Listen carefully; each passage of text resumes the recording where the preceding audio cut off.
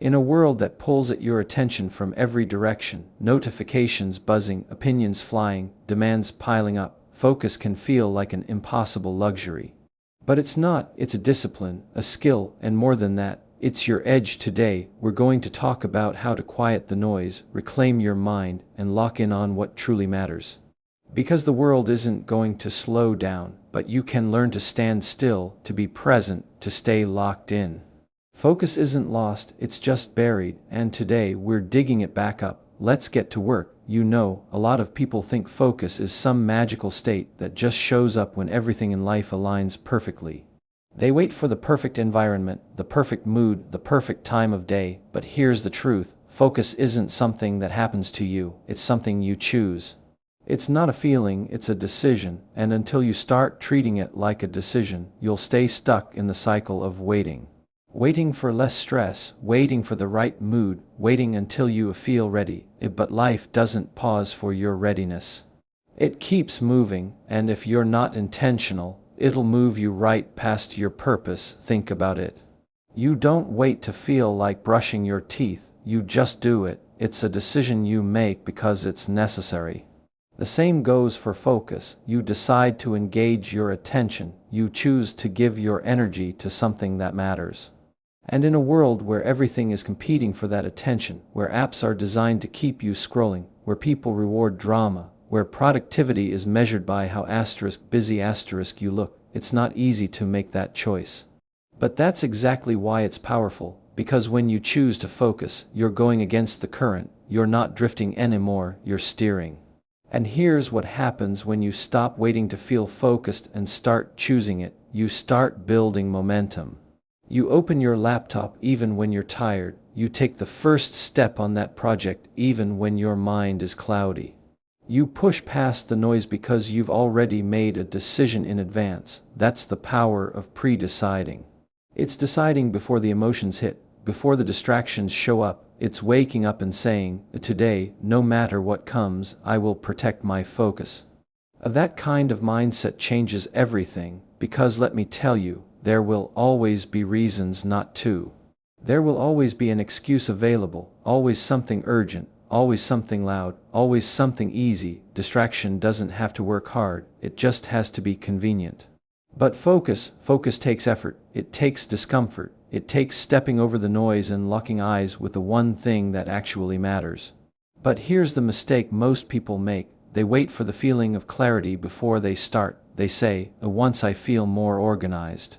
Once I'm less tired, once I've figured it all out. And what happens? Days pass, weeks pass. The vision gets blurry, the purpose starts to fade. Why? Because they're trying to negotiate with distraction, and distraction doesn't negotiate. It just dominates, quietly, consistently, until you forget what you were even aiming for. But what if instead you said, no, I'm not waiting anymore, I'm making the decision now? What if you trained your mind to move before the mood kicked in? That's where freedom lives, that's where clarity begins to show up again, not because everything around you changed, but because you changed the way you show up. Now, I'm not saying you'll feel laser sharp every moment. That's not realistic. Even the most disciplined people get tired.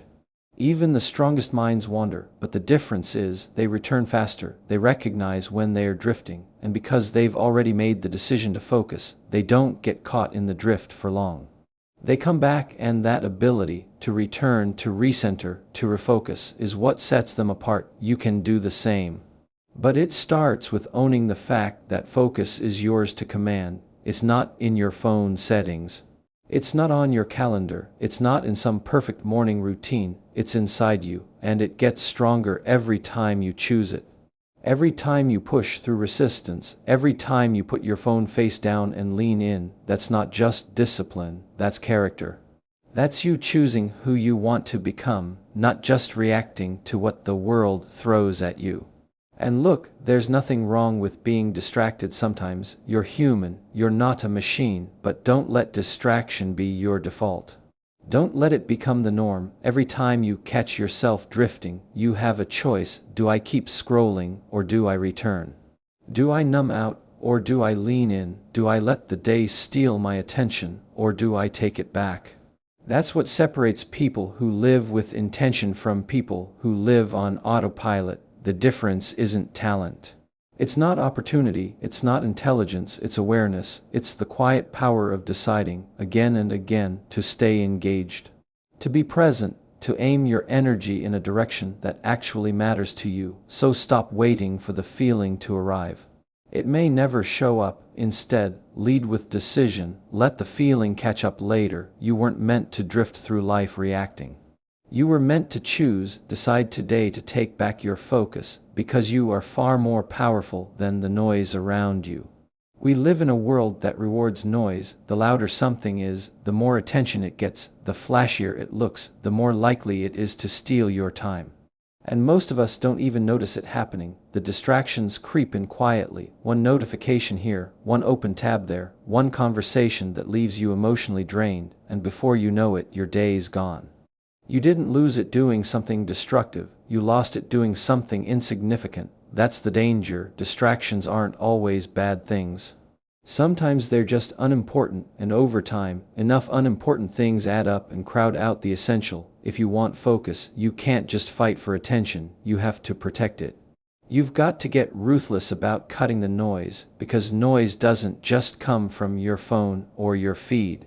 It comes from people, from unfinished tasks, from things in your environment that pull your mind in 20 directions before you've even had your coffee.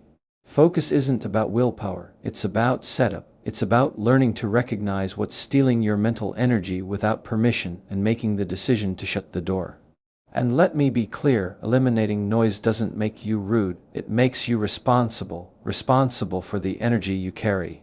Responsible for the time you have. You weren't created to constantly react to everyone else's urgency, you were meant to live with direction. So you have to ask yourself, what's really necessary, what's truly helping me become who I'm supposed to be? And what's just filling space? Start with your digital space. That's usually the easiest to clean up, and also the most aggressive in stealing your focus.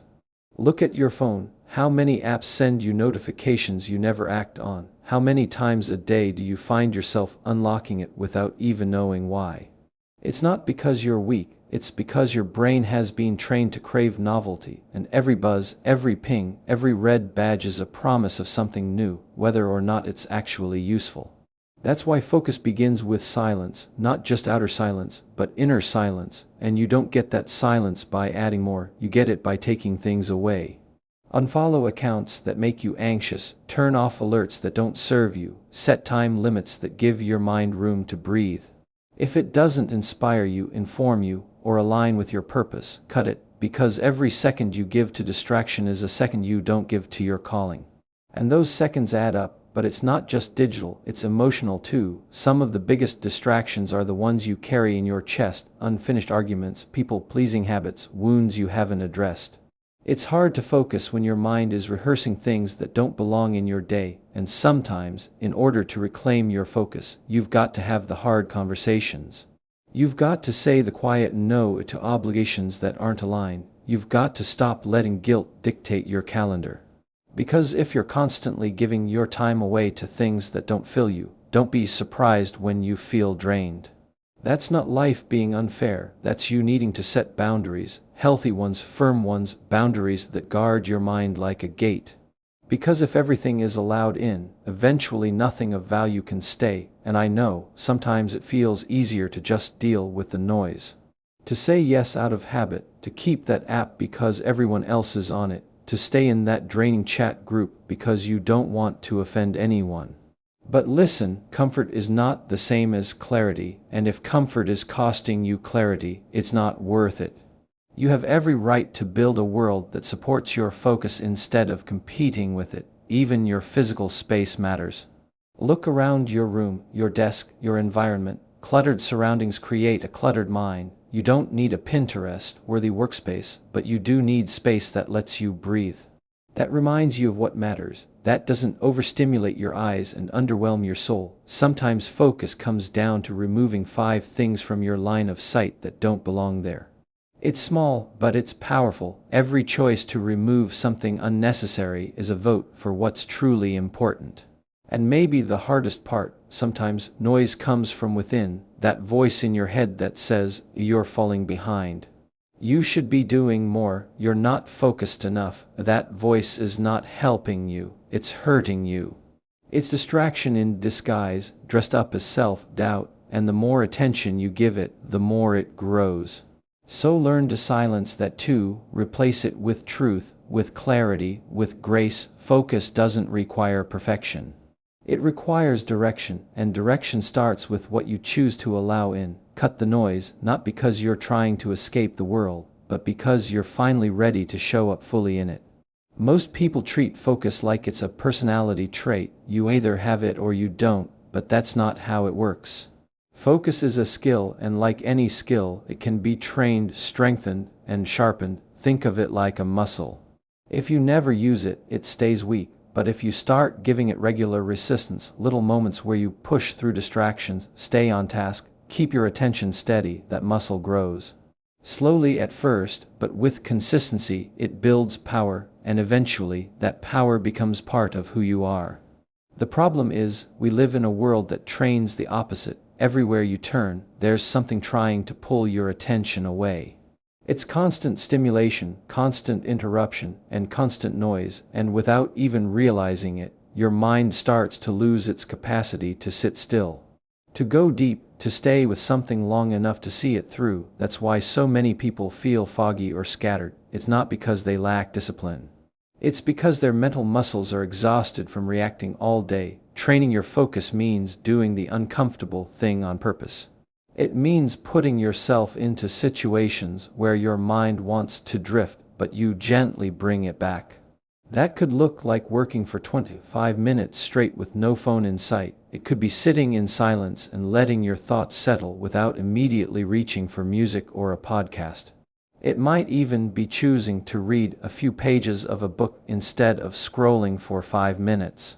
These seem small, but every time you practice coming back to what matters, you're doing a rep, you're building endurance.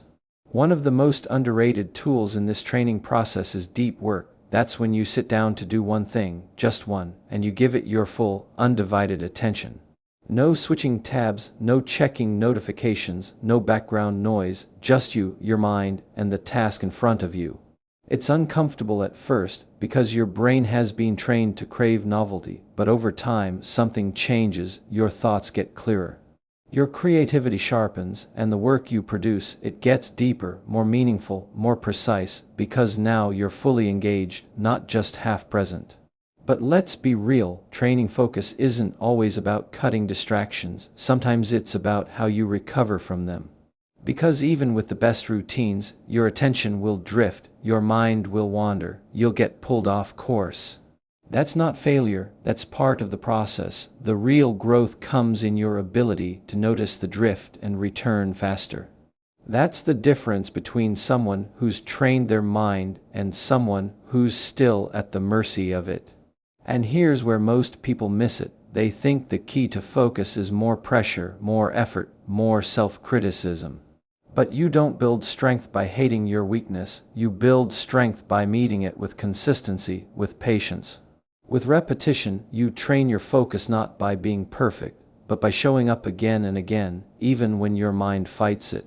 There are a few habits that support this kind of training. One is setting small, clear targets. When you sit down to work or think or create, give yourself one clear goal.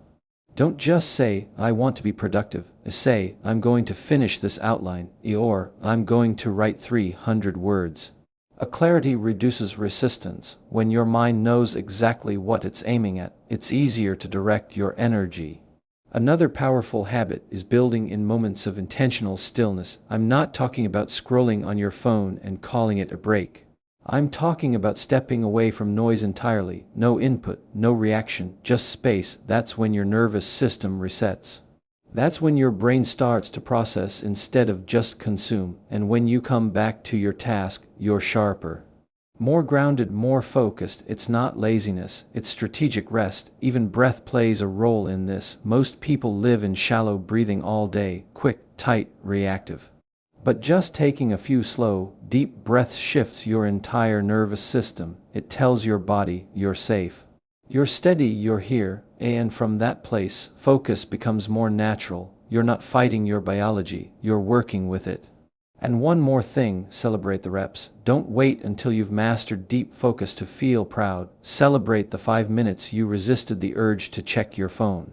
Celebrate the moment you caught your mind wandering and brought it back. Every one of those moments is evidence that your muscle is growing, that you're getting stronger, and over time, those small wins compound. They become habits, then traits, then your new normal.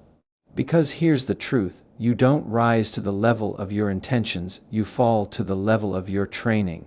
And if you train your mind to focus, gently, consistently, intentionally, you'll find that you don't have to chase clarity anymore.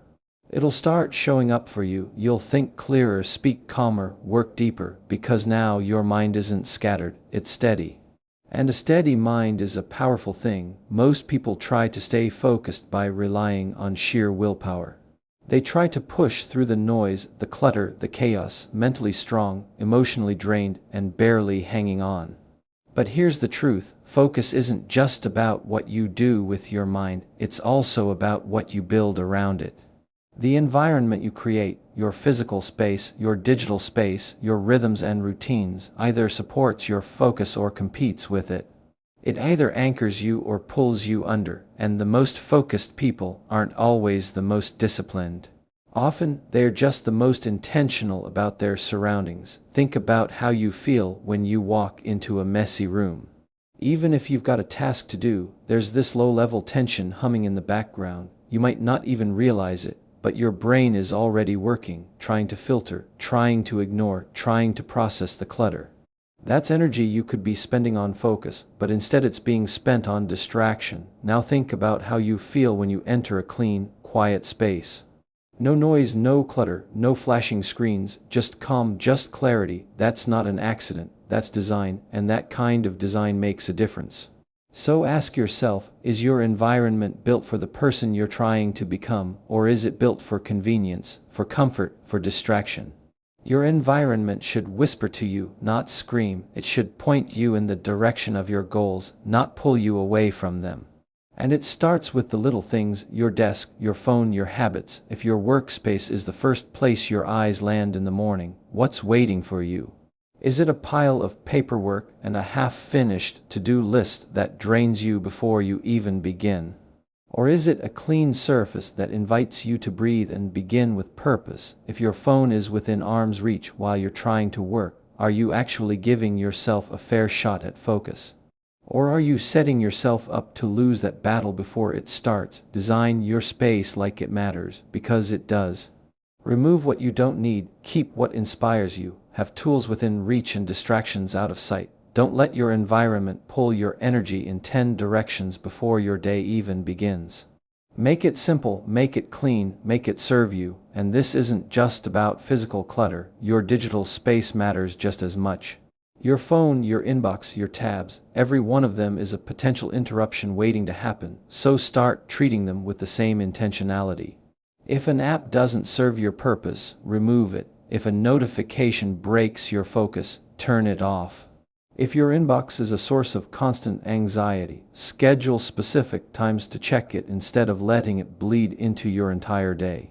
These might seem like small changes, but they're not. They're signals to your brain. They're reminders that you're in control of what you allow in.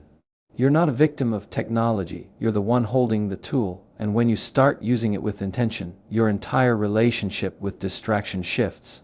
Your routines play a role too. When your days have no structure, your mind has no rhythm, and without rhythm, there's no flow, just constant shifting, constant reacting, constant decision making. That's how mental fatigue creeps in, but if you build structure into your day, even something as simple as a morning reset or a dedicated focus block, you start giving your brain a track to run on. You don't waste energy deciding what to do next, you just move with intention, and here's what most people miss. The point of designing your environment isn't to be rigid, it's to reduce friction, it's to make focus the default instead of the exception. You're not trying to build a prison, you're trying to build a launchpad, a space that lifts you, steadies you, reminds you of who you are and what you're here to do. Because focus doesn't thrive in chaos, it thrives in clarity, and clarity starts with the spaces we inhabit. Even the people around you are part of that environment. Who you allow close shapes your focus more than you think, Some people lift your energy, some drain it. Some respect your time, some expect access to it constantly, and if you're serious about guarding your focus, you've got to get honest about that too. You don't have to cut everyone off, but you do have to communicate your boundaries, let people know when you're unavailable. Give yourself permission to turn off the noise so you can tune in to what actually matters. This is about reclaiming your attention by designing the conditions that help you keep it. Because focus doesn't just happen, it's invited. And when your space, your tools, your schedule, and your boundaries are aligned with your intentions, that invitation gets a whole lot louder than the distractions ever could. You don't need to fight harder to stay focused, you need to build smarter, create a space that reflects the clarity you're chasing, and watch how your mind begins to follow. Most people think focus is about staying on task, minimizing distractions, and getting things done, and yes, those things matter. But the deepest, most lasting kind of focus doesn't come from productivity systems or hacks, it comes from purpose. When you know why you're doing something, when your actions are connected to something bigger than comfort or convenience, focus becomes less of a struggle and more of a pull. You're not forcing yourself to stay engaged, you're being drawn into it. Purpose gives your focus direction, it gives your energy meaning. And without it, even the most organized life starts to feel empty. It's not enough to clear the noise or train your mind if you don't know where you're going. That's like sharpening a blade with no target in sight. You might be efficient, but you won't be effective. Because focus isn't just about attention, it's about intention. What are you building? Who are you becoming? What are you called to contribute in this season of your life? When your focus is anchored in something greater than yourself, it endures, it doesn't crumble when things get uncomfortable. It doesn't give in to every temptation to quit, because now, you're not just working toward a goal, you're honoring a purpose. A purpose that reminds you why you started, a purpose that holds you steady when everything around you starts to shake. The problem is, too many people are chasing performance without alignment. They're checking the boxes, meeting the deadlines, trying to stay on top of everything, but underneath it all they feel numb. Disconnected, like they're running fast but not getting anywhere that truly matters, and the reason is simple. When you don't know your why, the what eventually wears you down. But when your why is clear, even the hard days start to feel worth it. You don't avoid the struggle, you face it with resolve. Because your focus is tied to something deeper than convenience, it's tied to conviction. Purpose doesn't mean you need to have some big, dramatic mission. It just means you've taken the time to connect what you're doing to what really matters to you. Maybe that's being present for your family, maybe it's building something that outlasts you, maybe it's growing in your faith, leading with integrity, or becoming the kind of person who lives fully awake. Whatever it is, it has to mean something to you, because external motivation runs out, but internal purpose, that lasts. That fuels you when motivation is nowhere to be found. You've probably noticed this already in your own life. When you're connected to your purpose, you don't need as many reminders. You don't need to be hyped up every morning. There's a quiet fire inside you that says, I'm not here to waste this. And when you lose that connection, everything starts to feel heavy. That's not a sign to work harder, that's a sign to go deeper, to reconnect with your why, to remember what's really at stake. Sometimes we lose focus not because we're distracted, but because we've forgotten why the work matters. We've gotten so caught up in the process that we've lost sight of the meaning. And when the meaning is gone, so is the clarity. That's why part of staying focused is regularly reminding yourself of what you're fighting for. Write it down, speak it out, anchor it in your habits. Let your purpose show up in your calendar, your conversations, your choices. And when you get tired, and you will, that's not the time to question your purpose, that's the time to rest in it. To let it hold you, to remember that the hard days are part of the journey, because the deeper the purpose, the stronger the endurance. You're not just trying to get through the day, you're building something that matters, and that requires focus, not the frantic, forced kind, but the grounded, intentional kind that comes from living aligned. The truth is, a distracted world will never give you permission to live with purpose. You have to choose it. You have to protect it. You have to return to it again and again until it becomes your default. until it becomes the lens through which you see everything else, because when your focus is rooted in your calling, the noise gets quieter.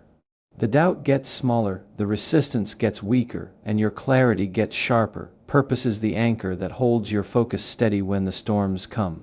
It's what keeps you centered when everything around you demands your attention. So if you want to stay focused in a world full of distractions, don't just fight the noise, follow the deeper voice.